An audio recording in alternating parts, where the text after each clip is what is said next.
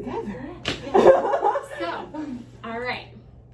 So the procedure I am proposing is called a hysteroscopy. So that is where I would look inside your uterus with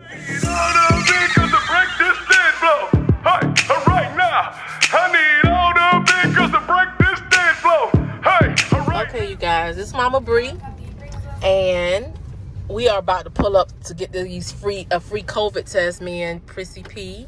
Yes, and we're so nervous. We just want to do it because we haven't did it all year. Might as well do it before it get cold. You know, you start off in a fresh.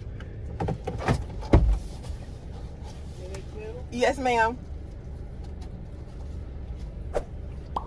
Sorry. Why you run the window down? So you're going to administer this yourself. Oh, okay. Very easy to follow instructions, but if you need any assistance, just turn your flashers on. Thank you. Thank you. All right, guys. Hold on, what am I doing? So, guys, we have the two. Are you looking through the camera to make sure it's on there? Yes. We have the two packets. We're about to do it. It's not really many people here. It's what, 3 people here. And they're. Are you recording? I am, honey. Okay, so these are the tests. And they said we have to follow directions on these tests right here. So we about to do this thing, honey. It ain't gonna be bad. Specimen bag. All the stuff me and Mama Bree done, she done been through. This little poke ain't gonna hurt her. Okay, let me read directions. Okay. Oh, she got it, y'all. Mama Bree know what to do. All right, y'all. Here we go. All right, let's see. Hover your phone for now. This is how you access. This is instructions for later. So this is telling us how to access the results. That's for later. And this is the instructions, you guys. Right here. So it looks like we gotta do everything from our phone. All right, you guys. So we're gonna register from our phone, guys. So right here it tells us hover over your phone, fill out information on website, remove swab, insert swab, no more than ½ inch, twist along inside of nostrils, repeat both sides, place swab into tube, break swab, write date of birth. All right, and turn on your flashers and they'll come pick it up. All right, so alrighty, we'll be back. Guys, so it says take the swab out. So this swab is pretty long. So it says remove swab, insert swab into nose no more than ½ inch, twist along inside each nostril for 5 seconds. All right.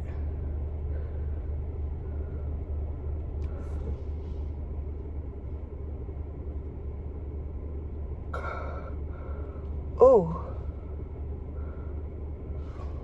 Oh, shoot. Oh.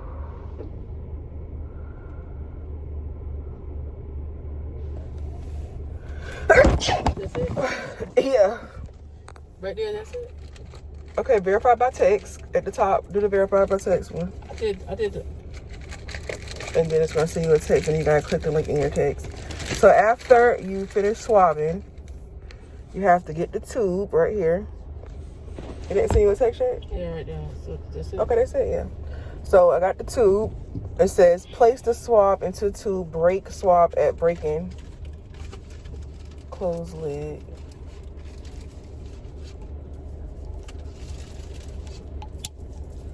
All right, so I put it in there and I'll close it. Now it says write date of birth, initials on label, stick label on tube and place in the bag. So I got the bag.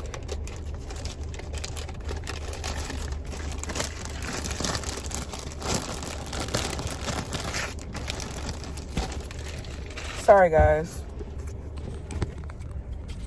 All right, I got my swab in here, guys. Let's see. Corona free. Mama Bree got hers. All right, we better turn our flashers on. All right, gang. So this is the same day as we did the corona test. So it's about 2 o'clock. So me and Mama Bree both have appointments. So I have to go to the GYN to get the date of when we're gonna do the procedure, and Mama Bree has to go get an ultrasound. So yeah, she decided to go to the same GYN as me. So nice. Our GYN is she's a sweet girl, and she wants to know what's going on with your body. She's doing all the proper tests, and I appreciate her. So my appointment at 2:20, Mama Breeze at 2:30. So it's 2:05 right now. So we should be there by like 2:15 because it don't take long to get there. Or is my appointment at 2:40 and then I gotta be there by 2:20? I don't know, one of them. I'm gonna be there early, so it don't matter. So yeah, we're on the way there, and hopefully I can record when I get in there so you can hear what she says about the procedure. And I'm also gonna ask her, can I record while she's doing the procedure for you guys, for the ones who may be curious about it. I'm gonna really ask her and let her know, like, this is part of my, you know, I do this for YouTube. Like, some of my subscribers want to know what's going on, like, you know, how they can get this same procedure done, or what it's called or whatever. So I know a lot of you guys were saying that she's probably doing a D&C. She didn't say D&C, but I would ask her today. Either way, I gotta get it done to stop this bleeding so I can get to ovulating, you know what I'm saying?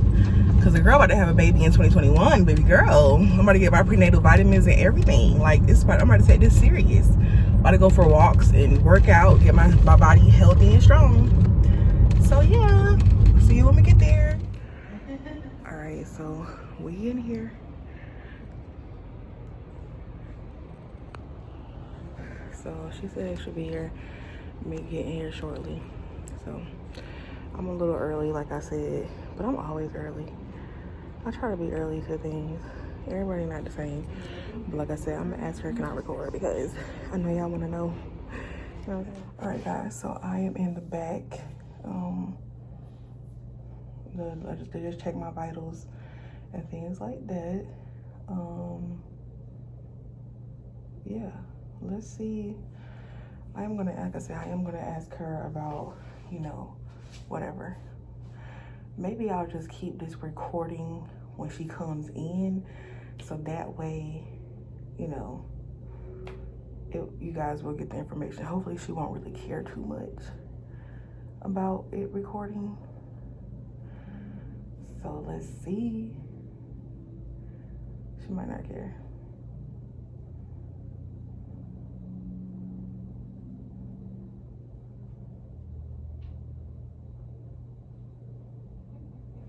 So we're just basically gonna talk about, like,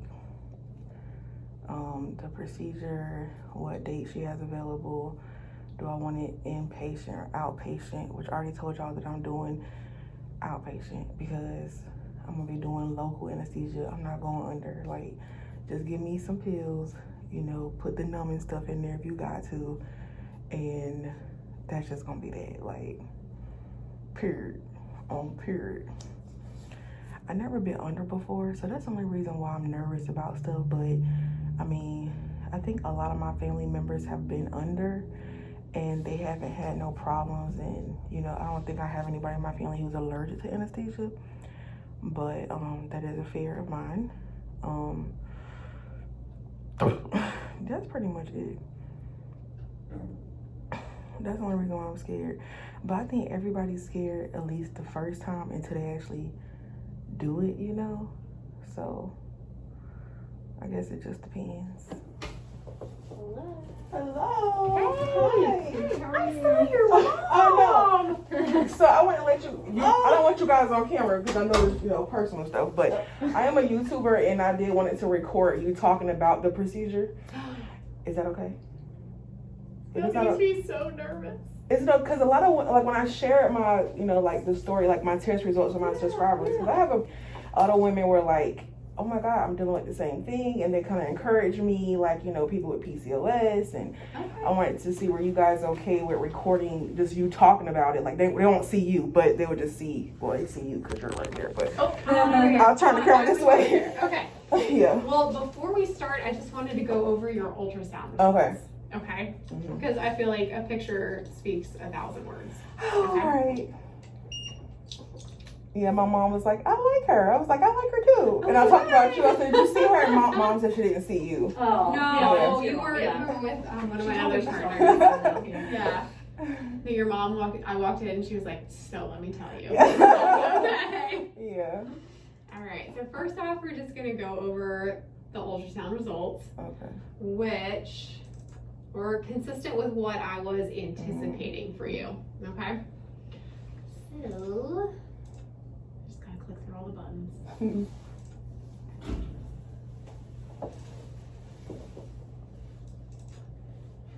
let's bring up the pictures. Okay, there you go. And I'm just gonna kind of scroll through until we get to like the picture. All right. Okay. So this is where they're looking abdominally. So this is your bladder. Your uterus is right down here underneath it. Oh. There it is. Cute little. So the good thing is there's nothing else going on with it. Like with regard to its contour and otherwise structure, it looks pretty normal. Okay. Ovaries also look pretty normal.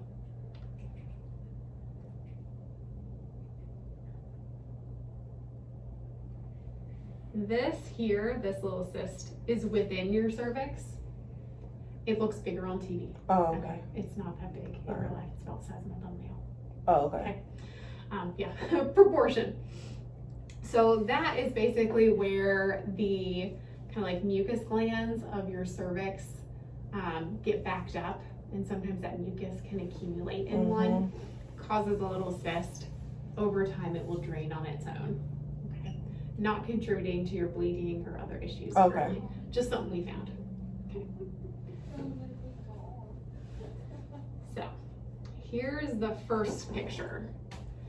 And so this is the vaginal portion of the ultrasound. So the probe here is in the vagina and it's sitting right in front of your cervix. Okay. So your cervix is coming up like this. Gotcha. And this is your cervix here. And then your uterus is coming around here. And you can see like these white stripes. So the white stripes are the lining of your uterus. Okay. So that's the blood and tissue. Can you see this like black line down the middle here? That's what's called the septum. So that's kind of a dividing wall between the two sides of your uterus. So that's not normal? So it's not normal. It's Right. not totally uncommon. When your body formed, when you were an itty bitty little embryo, everyone starts out with kind of like two tubes. And then depending on if you turn into a boy or a girl, the tubes stay separate or the tubes fuse. Okay. So sometimes when the tubes fuse, they don't completely, like that fusion part in the middle doesn't completely resolve. Right, gotcha. So you're left with like a little remnant of where they came together. Okay. So that's kind of the first, you can kind of see it right there too. We're gonna keep on going until they do my lovely 3D What does the blue and the red mean? That shows blood flow. Oh, okay. So red is blood coming towards the ultrasound, blue is blood going away. Gotcha. Okay. So here's our picture. So this is what your uterus looks like kind of in 3D. It's not the most beautiful of images, but it gets the job done. All right. So this is that cyst in your cervix that we were seeing earlier. Okay, it's fine. It's not doing anything, just chilling there. Ultrasound is down here. And you can see here's the lining of your uterus here. Here's one part, comes down, comes up. Here's the second part. And you see this little black V coming down the middle. And that's the septum. Gotcha. It's pretty darn thin, which is good. Okay. But it is creating kind of two separate halves to your uterus. So that's what they saw before. Exactly. Okay. Yeah. Gotcha. So this has been something that's been there forever and ever since you were a little embryo. So this explains why when I first started my period, I was always just all over the place. It's all over the place. Exactly. Not consistent, And as your body grows and develops, once you hit puberty, you may, like, one side may react to hormones differently than the other side. So that can lead to wonky periods. Yeah. Okay. Because things just aren't synced up. Okay. So now we're going to talk about the procedure. So what about, like, I know the testosterone was a little elevated, and then the hormone levels? it's not something that I'd be worried about with regard to there's a tumor producing testosterone or there's something else going in your body that's producing extra testosterone. Good. If that were the case, we would see this number in the hundreds. Gotcha. Okay. All right. Okay. Same with this number here. So this is the testosterone that's produced by your adrenal glands, or the glands that are just chilling on top of your kidneys. This level is totally normal right here. Okay. So you're not getting any extra male hormone from other sources. All right. Last but not least, we look at your prolactin level, which is a hormone that's produced by your brain normally when you're lactating. Hence prolactin. But what it does is it helps suppress periods, which can create some funky bleeding. But that was good. Yours is normal. All right, well, I hope this procedure get me together. So, all right. So the procedure I am proposing is called a hysteroscopy. So that is where I would look inside your uterus with a camera. Because you have those two separate channels of your endometrium, this would be the more efficient way and more effective way to examine what's going on internally. The goal is to remove all of that thickened lining, so all that white area that you saw on the ultrasound, to kind of serve as a reset for your body. So is this, I know somebody mentioned something about a DNC. Is this a DNC? Yes, sort of. Sort of. Sort Okay. of, yeah. All right. One of the things that I can do while performing this procedure is to remove the septum. Okay. So remove that dividing wall. Good. To make it just one normal open cavity. All right. Okay. That may help with kind of syncing up of the lining so that it's not just like shedding at different intervals. It can also help with pregnancy in the future, because if a pregnancy were to implant on that septum, it's not going to develop appropriately. And we don't want that. We ain't got time for that. We do not have time for that. We do not have time for that. Exactly. So it can help with that in the future. And then if you ever wanted an IUD or another intrauterine form of birth control, then you would have a normally shaped cavity for that to be placed. Now, talking about birth control, like with me having high blood pressure, are there options for me? So most of the options are going to be progesterone only. Okay. So that's going to be either in pill form, injection form, implant, there's a little arm implant, or IUD, so that's the T-shaped device. Gotcha. Depending on how well you can keep your blood pressure controlled, and I know, I see your face. If we were able to keep it controlled consistently, you may be a candidate for estrogen-containing birth control again, like the pill that you took previously. Okay, so working on weight loss, we'll get there with the blood pressure. Yep. That'll happen. Yep. All right, so I don't want to go under for the procedure. I just want to do it here. So we can't do it here. So how does that work? So you're not technically under for the procedure. Okay. You're breathing for yourself the entire time. It's anesthesia like you'd have if you had a colonoscopy. I never had anesthesia at all. That's the only thing I'm nervous about, because I never had it before, so I don't really know how it reacts to my body. Exactly. But Understandable. all my family has had surgery. You know, my brother just had a colonoscopy. I don't know how to pronounce it. Colonoscopy. Yeah, he had one recently. And that was his first time with anesthesia. And he said he was fine. So. And usually you're going to be similar to how your family reacts to anesthesia, because your metabolic rates, or the rates at which you process the medicines that are helping you go to sleep and stay to sleep, are going to be similar. Oh boy, and you don't have to decide today.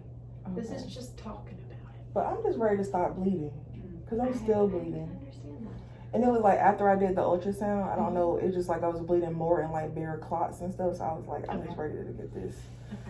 Yeah. We can try a medication called Pdshadesonline. Have you ever? It's a type of progesterone. What it does is it helps stabilize the lining of your uterus that's currently grown and present. My analogy is the uterine lining is like a brick wall. Estrogen is the bricks. You got no problem with estrogen. It's the progesterone, that's the mortar that you're not having enough of in your body. And when you don't have enough of that, the brick wall is just going to fall down. So all the estrogen is going to cause the wall to be thicker and heavier.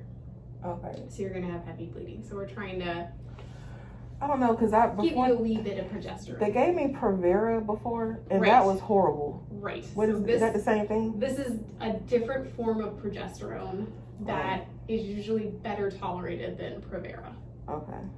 Because Provera was like, I was bleeding worse. But if you try it and you're like, nope, this is worse, you talk to me. Right. You let me know ASAP. Okay. Because I don't want you being like, Yeah. Yeah. So there is no other option to get the surgery but under the anesthesia, right? I mean, I don't know. I'm just asking. We can try. I would still recommend having it done as an outpatient surgery.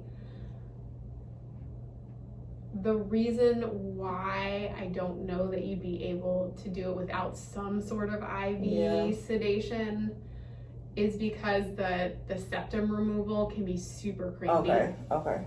Yeah, you're right. That might be a little. And I don't want you to all of a sudden do this on me. Yeah. Okay. Okay, with my size, is it gonna, I mean, are you gonna have help in there to help you? Okay. It's gonna be. No, we're good. Oh, okay. I mean, I have people helping me with surgery, but we basically, so imagine a table. Yeah. We have these little foot stirrup things that we kind of like, they're like giant snow boots. And we put your feet in them on each side, and they are like, it's basically like a big squishy thing that wraps around you and Velcros. Okay. So your legs are held in those boots. They go from ankle to knee, and they keep you supported. All right. Like, I have operated on women of your size, and it's been fine. All right, so I want to make sure. You're good. Those are good questions to ask. So, but when can we schedule it? Well, that is where I will turn you over to my surgery scheduler, who controls my life. Gotcha. She tells me where I need to be and when. Oh. So I will send her a message. Okay. We will work you in to my schedule as soon as we can.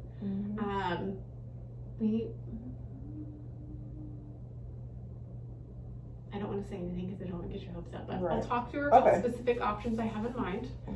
Are there any like days, times, weeks that you're like, nope, not available? No, I'm pretty much just free all the time. I'm just ready to get it. Yeah. Okay. Sure.